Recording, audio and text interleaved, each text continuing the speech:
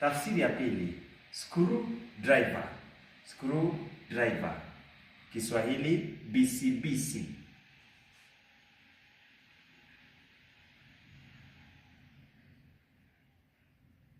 Neno moja.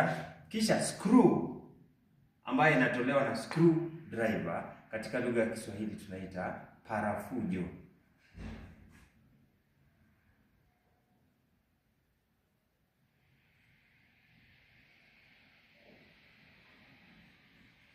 Jack plane, ile ambayo seremala huwa anatumia kulainisha mbao, tunaita randa katika lugha ya Kiswahili.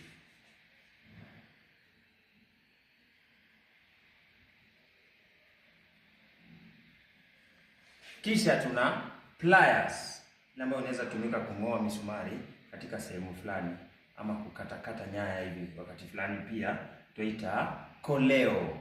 Koleo.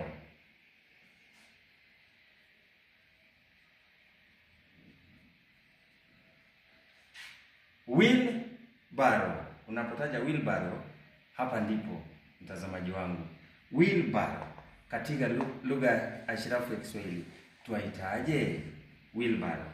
Nataka uniambie katika ile sehemu ya maoni, tuaitaje wheelbarrow katika lugha hii tuipandayo ya Kiswahili. Kazi kwako mtazamaji. Tape measure, ile ambayo pia seremala anatumia kupima kabla hajaunda samani, maana ya furniture, samani, tunaita utepe.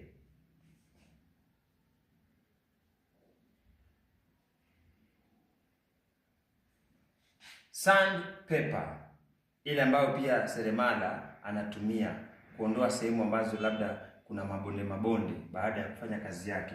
Kwa hivyo tuita sandpaper msasa.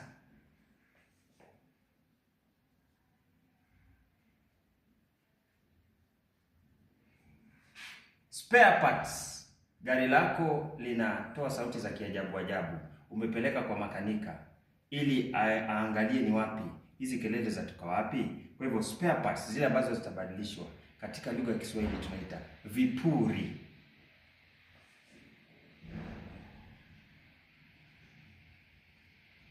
Ikiwa moja, kipuri. Yakiwa niseme zaidi ya moja, ikiwa zaidi ya moja ni vipuri. Haya, kajak. Gari limeharibika, unataka kubadilisha gurudumu. Kajak utaweka chini. Kwa hivyo kajak katika lugha ashirafu ya Kiswahili tuaita jeki. Kajak, jeki.